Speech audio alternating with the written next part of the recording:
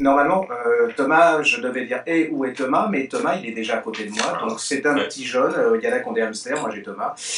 Comme je le paye pas beaucoup, donc je le prends plus tôt. Je l'aime pas trop parce qu'il est jeune et que je déteste les jeunes et que pour mon visage, c'est pas très sympathique. Qu'en plus, ses t-shirts, ça m'énerve, il commence à avoir des t-shirts aussi beaux que les miens. Donc, enfin, pas tout à fait. Donc voilà, alors Thomas va vous conseiller, c'est spécialiste BD, manga, enfin tout ce que je déteste, non je plaisante. Allez-y mon brave. Un premier manga qui m'a surpris parce que je m'attendais pas qu'on fasse une adaptation de cet auteur-là. En fait, c'est une adaptation des textes de Lovecraft, Les Montagnes Hallucinées, en manga, de Gutanabe aux éditions Kiun. Et franchement, bluffé. Déjà par l'édition, qui est juste magnifique, on dirait du Brajlon, en fait, édition en cuir comme ça, on n'a pas l'habitude de le voir. Ça fait missel aussi. Missel, oui, enfin vous ne connaissez pas. Vous. Non. Quand on va à l'église, on a un missel et quand j'étais petit, c'était un peu comme ça n'intéresse personne, mais bon, c'est pas grave. Je vous montre, regardez, les illustrations. Le dessin est juste magnifique, ça permet en plus de, je trouve, de mettre en image Lovecraft. Lovecraft est toujours un peu lourd en plus dans ses textes. C'est souvent des bouquins de peu de pagination, c'est une centaine de pages en général, mais c'est souvent très lourd et très compliqué. Et là, pour le coup, ça permet de vulgariser en fait le texte de Lovecraft et vraiment hyper efficace. Si les gens lisent Lovecraft après ce qu'il a dit, c'est très lourd et très compliqué. Non, mais c'est un champion, moi. C'est culte après Lovecraft. C'est Cthulhu. Oui, j'ai compris, mais je suis fan de jeux vidéo. Vous avez dit que je serais désagréable, je suis toujours désagréable avec les jeunes. On continue parce que j'ai pas envie de parler. Alors là, un grand auteur de manga qui est enfin réédité en intégrale, Osamu Tezuka, désolé, j'ai un peu bugué, aux éditions Tonkam. Tezuka, voilà, le grand papa du manga. En fait, il a quand même créé le manga à lui tout seul, en fait. Papa d'Astro Boys, l'un des premiers vrais grands dessinateurs de manga. Si on veut remonter presque avant lui, on est obligé de tomber sur Walt Disney, parce que c'était sa principale inspiration, en fait. Disney. Le manga est presque né de Walt Disney. Et là, ça va être un texte très noir, contrairement à Astro Boys, qui a deux lectures en fait. Astro Boys, il y a une lecture très enfantine et il y a une lecture très adulte. Et ça, on s'en rend compte à la deuxième lecture, quand on devient un peu plus âgé. Et là, par contre, Les Trois Adolphes, c'est vraiment une lecture adulte pour le coup. C'est un truc à suspense. Ah, totalement, c'est un polar en fait. On va suivre en fait, pendant en fait, l'Allemagne nazie va organiser les JO. Et en fait, on va suivre un journaliste sportif japonais. Il s'appelle Soei Toge, c'est pas que je l'ai lu, hein, mais c'est écrit derrière. Et justement, oui. Il a un frère. Exactement, comme vous pouvez le voir. Quand c'est écrit dessus, il s'appelle Isao. Qui va justement disparaître après après avoir découvert quelque chose d'intéressant sur le Troisième Reich. Ah ouais. Quelque chose de très particulier, une information qui peut même peut-être faire tomber le Troisième Reich. Malheureusement, avant de donner cette information, il va disparaître. Ah, ça donne envie de le lire. Hein. C'est super. Un grand coup de cœur de Jean. Il a adoré. Vous l'avez lu ou pas? Oui, toujours. Comme vous voulez, hein, si vous êtes en pleine forme. Quelque chose que vous devez connaître en littérature. Il va me sortir que c'est un très vieil auteur de manga, sous-entendu que je suis vieux, mais ça c'est pas grave. Non. Si, enfin moi je le vois dans vos yeux. Alors Jean, c'est Manchette, Nada. Alors Manchette c'est une valeur, c'est une des références du polar français, hein, mais alors c'est le polar d'il y a... C'était déjà pas jeune quand j'ai commencé libraire, c'est ce qu'on appelle un peu du polar social, vous voyez, où il y a du suspense, mais il décrit une société, ses travers et tout, donc c'est un peu l'ancêtre de Norek aussi, parce que Norek, dans le dernier, il fait aussi dans le social, le camp de Calais, et là... L'adaptation en BD, et là, bluff. Moi j'ai complètement été bluffé par cette BD, déjà parce que je ne connaissais pas ce texte, j'ai totalement découvert Manchette avec cette BD, et super efficace. C'est une espèce de transposition de tout ce qui va pu travailler la société à partir de 70, c'est-à-dire tous ces mouvements style la bande à Bono, c'est pas dans les années 70, mais ça m'a fait vraiment penser à une adaptation de ces récits. Et il y a quelque chose qui est intéressant dans cette BD, c'est que c'est la vision des mouvements en fait qui peuvent être associés au terrorisme ou des mouvements politiques. Et moi, c'est ce qui m'a vachement intéressé dans cette BD, c'est-à-dire que dans les années 70, tous ces jeunes en fait qui faisaient des braquages, qui partaient avec leurs armes pour action directe. Voilà, exactement. Ils n'étaient pas considérés encore comme des terroristes, alors qu'aujourd'hui, ils feraient la même chose, ils seraient totalement considérés comme terroristes. C'est toute une époque, je trouve. Ouais. À mon avis, ça durerait moins longtemps d'ailleurs. Ça durerait beaucoup moins longtemps, et je pense que les politiques... Bon, allez, je prends le relais parce que j'en ai marre de l'écouter parler. Un livre très important, je ne sais plus qui disait, si les Allemands avaient regardé cette carte, ces cartes, ils auraient su tout de suite qu'ils ne pouvaient pas gagner la guerre, quoi. Ça, et alors ils se sont mis, c'est dirigé par Jean Lopez, Nicolas Aubin, Vincent Bernard, Nicolas Guillerat. C'est aux éditions Perrin, qui sont l'une des meilleures éditions au niveau du roman historique, et ça s'appelle Infographie de la Seconde Guerre mondiale. Alors en fait, c'est, voilà, on vous donne enfin, c'est la guerre mondiale en graphique, avec des chiffres, voilà. Et c'est hyper bien fait, vous voyez, regardez le nombre de croiseurs, le nombre de destroyers, de choses comme ça, le nombre de... Regardez, vous avez tous... Alors, on va pas passer 3 heures là-dessus, mais je vous assure, on peut passer 3 heures là-dessus, et vous avez tous les gens qui sont férus de Seconde Guerre mondiale, même d'histoire, et je trouve que, voilà, c'est un travail de folie, hein. En plus, le texte est hyper bien fait, mais les dessins, enfin les croquis sont tellement hyper précis, hyper classiques et simples que vous comprenez absolument tout de suite. Allez-y, alors en plus je suis pas sûr qu'il y en ait beaucoup de tirer parce que ça doit coûter très très cher à faire ce genre de choses. Ça s'appelle Infographie de la Seconde Guerre mondiale. C'est vraiment un des événements de cette année, et si vous avez des gens qui sont férus voilà, de la Seconde Guerre mondiale et de l'histoire, pour la fête, pour Noël, hein. Moi je serais chez votre libraire, je le prendrai tout de suite, et j'attendrai pas. On va rester pendant la Seconde Guerre mondiale. Alors, c'était un de mes livres préférés, mais il y a X années, hein, vient de paraître en folio, s'appelle Jan Karski, de Yannick Enel. Alors, Yannick Enel, alors je dois vous dire, Yannick Enel, au niveau style, c'était pas ma tasse de thé, enfin, c'est pas vraiment ma tasse de thé, mais là, c'est la preuve qu'on peut écrire des bons livres, même en n'étant pas forcément un bon écrivain. Là, je viens de me faire encore un ami. Et j'avais adoré. Alors, Jan Karski, c'est un monsieur, un résistant polonais. Hein, on est en 1942. Et il va pénétrer dans le ghetto de Varsovie. Il va voir ce qui s'y passe, et il va repasser du côté allié, puis il va leur expliquer ce que fait Hitler, le génocide et tout. Il va voir Roosevelt, et Roosevelt, il va lui expliquer, et il n'y aura pas de réaction de Roosevelt. Pourquoi ? Eh bien, on va vous expliquer, dans ce roman, on essaye absolument de vous remettre dans l'époque et de vous expliquer pourquoi les Alliés n'ont pas donné suite à cette chose. On est en 43, hein, Washington, je disais 42, mais on est en 43. Ça vaut tous les essais historiques, parce que ça donne une dimension humaine à tous les livres voilà, qu'on a eus sur cette Seconde Guerre mondiale, le génocide et surtout la Pologne, et pourquoi cette fameuse question, pourquoi les Alliés n'ont pas réagi à cette chose. Alors il y a un truc absolument bizarre que j'avais adoré quand j'étais plus petit, enfin je veux dire d'âge parce que de taille ça va être difficile, c'est de Étienne Barillet, ça s'appelle Dans Khartoum assiégé, c'est chez Limus. Alors ça c'est absolument incroyable. Je me souviens jamais du gars du héros. En fait, on est à Khartoum en 1884, car Khartoum, c'est, je pense, tout au sud de l'Égypte, au Soudan. L'Égypte est sous l'hégémonie anglaise. Alors, vous imaginez tous les films anglais là, avec leur casque, leur machin. Et puis, il se passe une chose, c'est qu'il y a une révolte des Soudanais, des Égyptiens, qui sont des Mahadistes. Alors, les Mahadistes, c'est des intégristes musulmans qui veulent retrouver la foi pure de l'islam, et ils vont attaquer Khartoum, en particulier avec d'ailleurs il y a eu un film absolument extraordinaire qui s'appelle Khartoum d'ailleurs, sur Gordon, et là vous allez retrouver plusieurs personnages qui vont se retrouver coincés dans cette ville, et à travers ces personnages vous allez retrouver toute la composition des Anglais, des Égyptiens, et puis cette angoisse, est-ce qu'ils vont être... alors ceux qui connaissent l'histoire, mais ceux qui la connaissent pas, je vais pas vous dire la fin, et vous allez voir l'angoisse qui va monter, pourquoi ces Mahadis sont arrivés, mais surtout ce qui est quand même assez fascinant, c'est que c'est le parallélisme entre ce qui se passe, on est en 1884, et de ce qui se passe actuellement en 2018, et on retrouve un peu, enfin même beaucoup, ce qui se passe avec les terrorismes, l'intégrisme islamique et tout ça. Islamiste ou j'en sais. Donc allez-y, en plus ça se lit comme un roman d'aventure extraordinaire, ça donne de la vie à l'histoire, et la couverture, moi j'ai bien aimé, enfin vous devriez aimer parce que ça ressemble à de la BD un peu, ça s'appelle Dans Khartoum assiégé, de Étienne Barillet, c'est chez Phébus, allez-y. Ça me fait penser à des films, tous ces films un peu... Et les 7 plumes de l'aigle, ouais. Les choses comme ça, c'est exactement ça.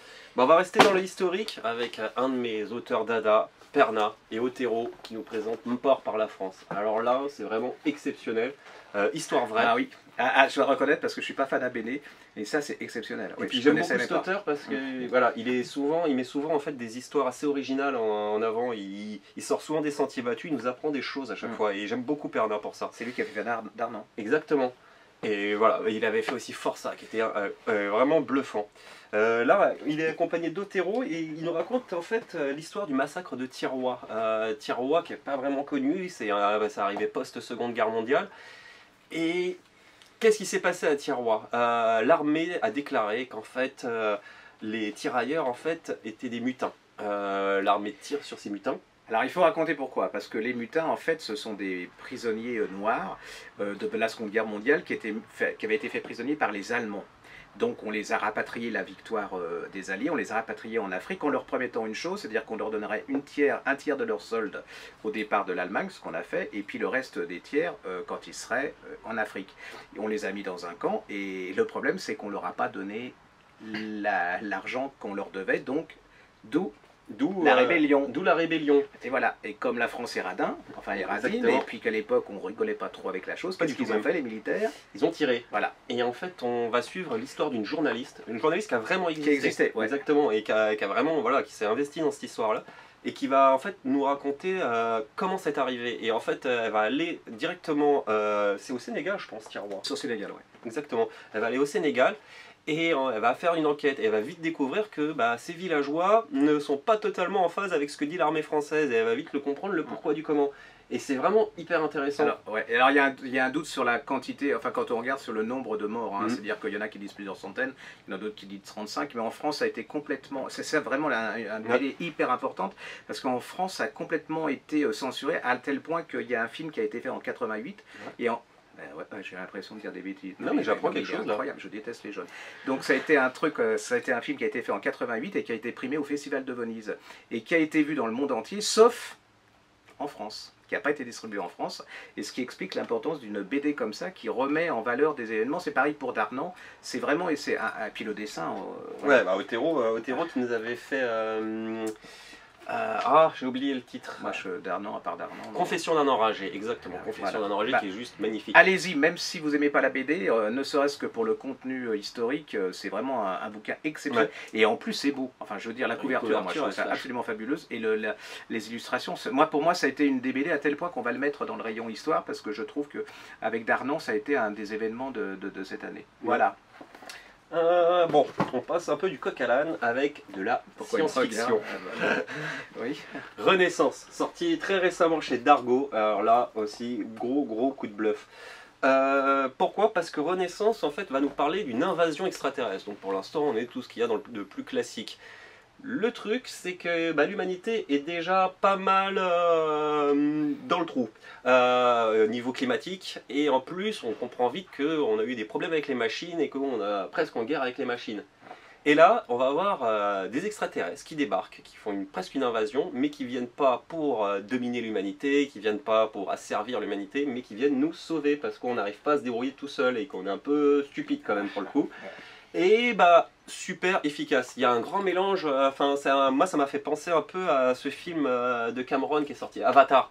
Un Avatar mais inversé, au lieu d'avoir une humanité belliqueuse qui va débarquer en fait chez les extraterrestres, là on va avoir des extraterrestres qui vont venir sur Terre pour nous sauver. J'adore ce genre d'illustration, regardez, c'est beau hein. J'en ai marre des romans graphiques avec des petits bâtons, des personnages qui ont deux petits bras, qui sont des bâtons, je peux plus. Ouais, on est d'accord là-dessus. C'est absolument fabuleux. Ils sont mis à 3, c'est le premier? Ouais, c'est le premier. Déjà, ça est prévu pour une série en 3 tomes. D'accord, il s'appelle Duval et même...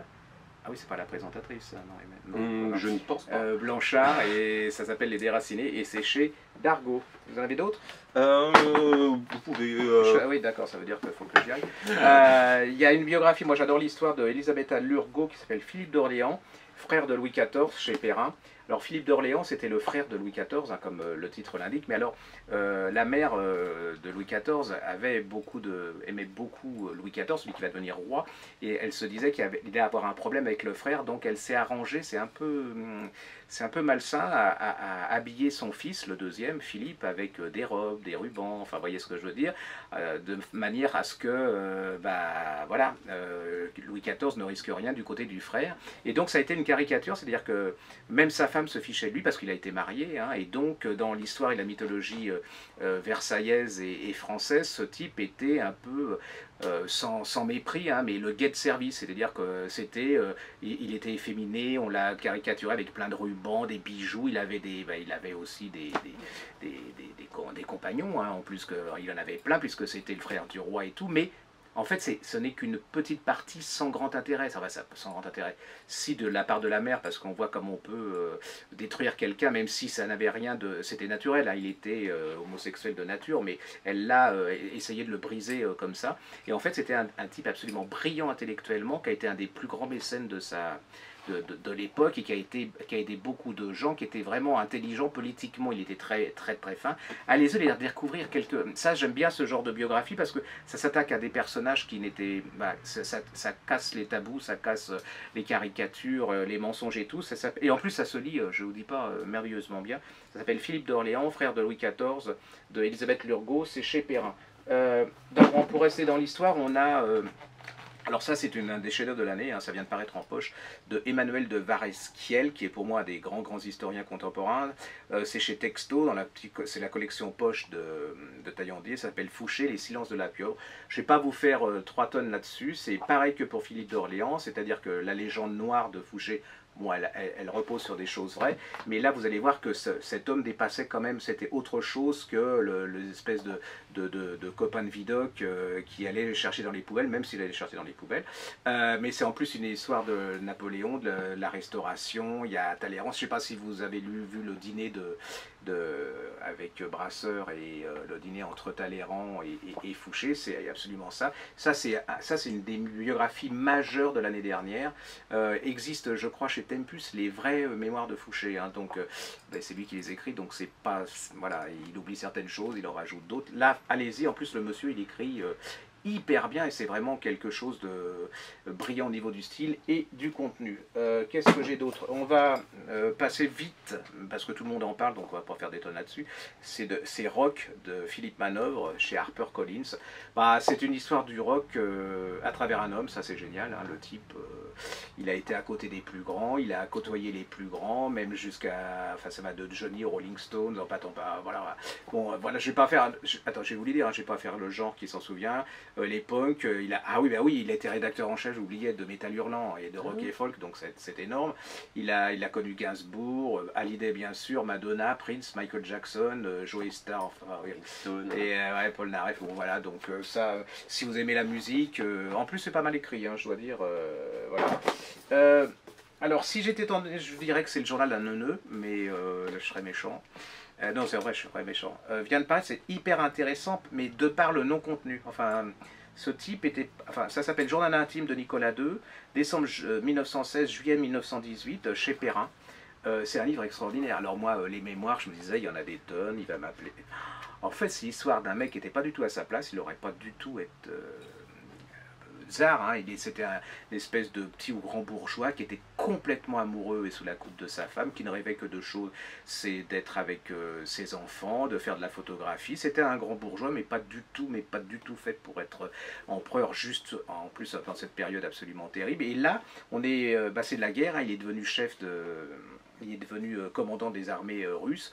Il était aussi fait pour être commandant que moi je suis fait pour Danseuse Étoile au Crazy Horse, vous voyez. Donc, en plus intellectuellement, on peut pas dire qu'il était, voilà, mais il n'était pas en face du tout. Il était très, je sais pas dire influencé par sa femme, là il était très influençant, il s'est pas du tout rendu compte de ce qui se passait, c'est le moment de ça lui est arrivé, voilà.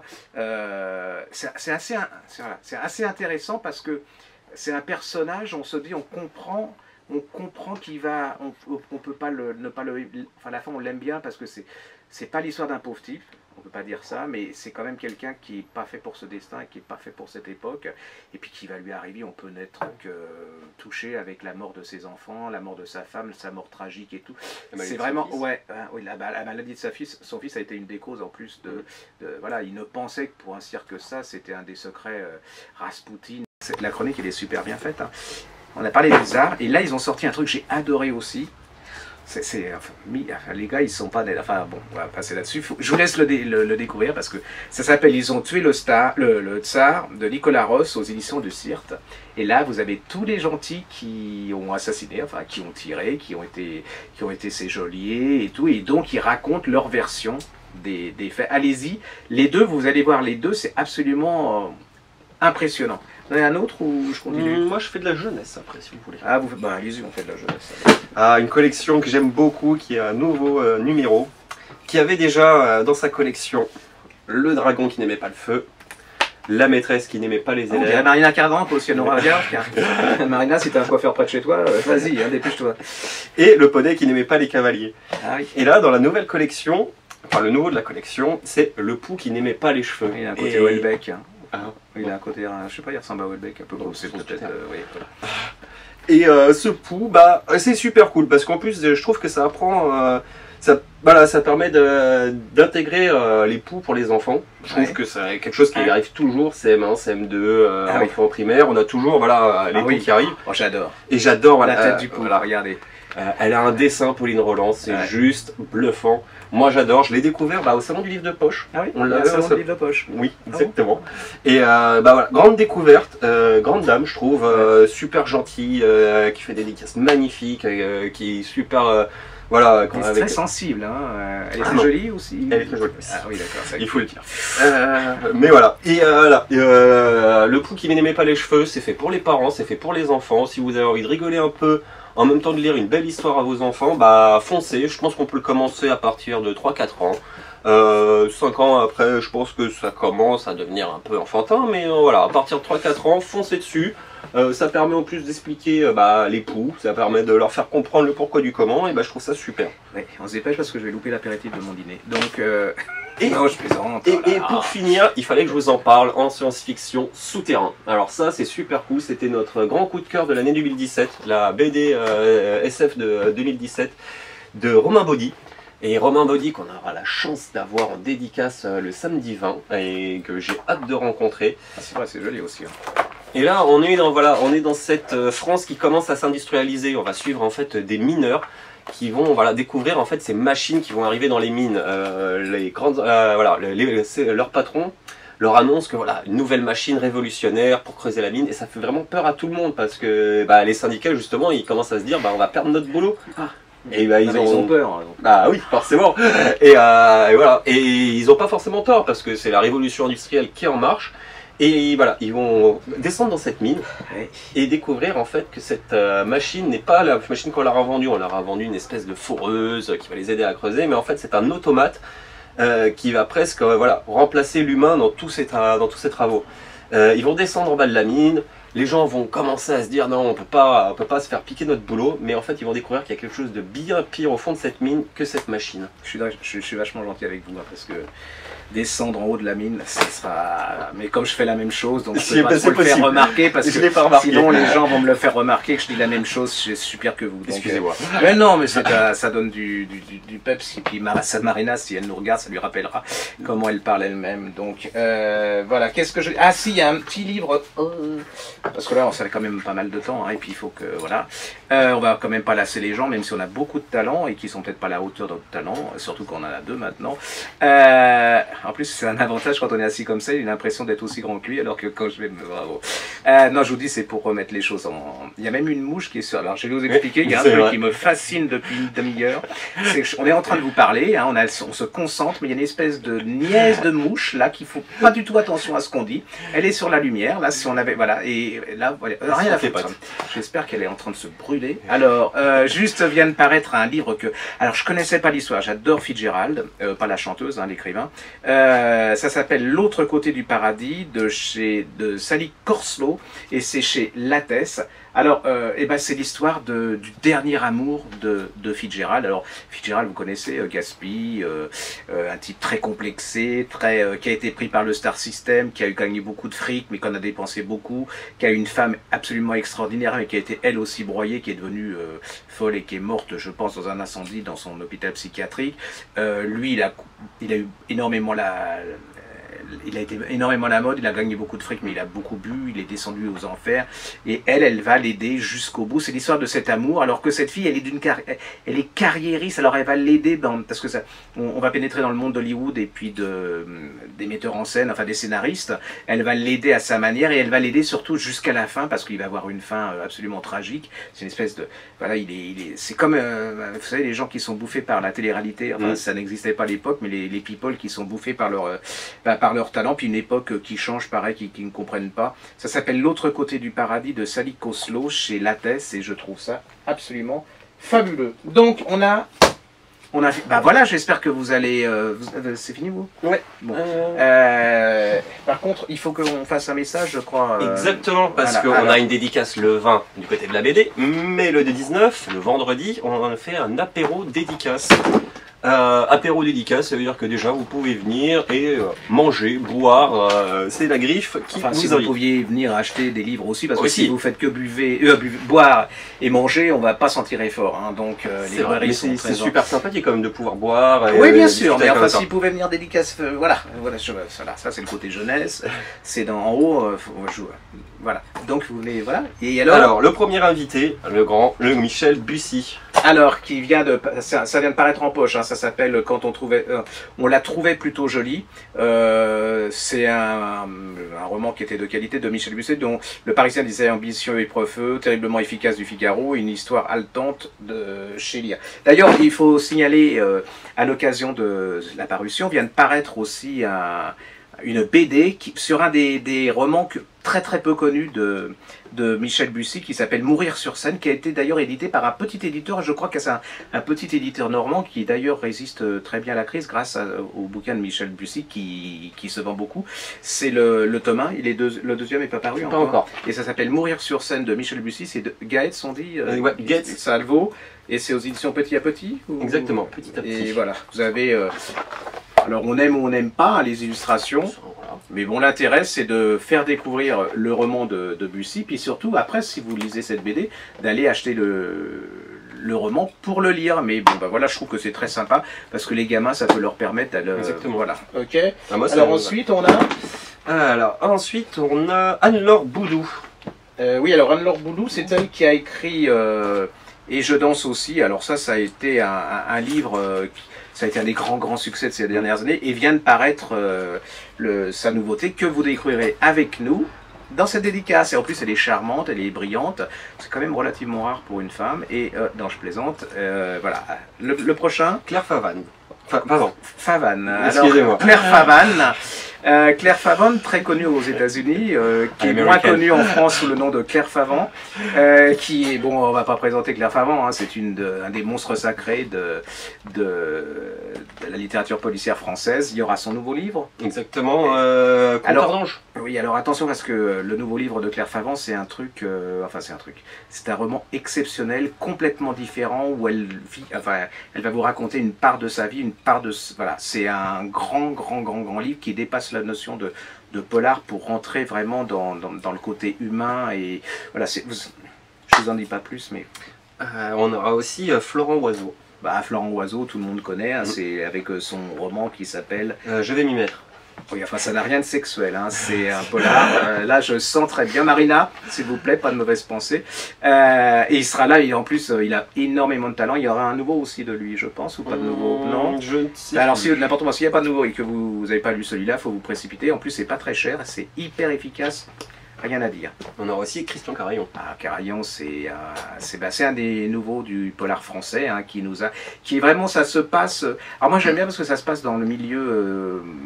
qu'on décrit relativement peu, ce qu'on appelle le polar rural. Ça c'était la nouvelle mode, hein, ça se passe, mais alors c'est moins glauque. Moi je trouve que certains, comme Bouis ou des choses comme ça, qui moi, je ressors de là-dedans, je vais me flinguer, quoi, ou je vais travailler au magazine de la santé.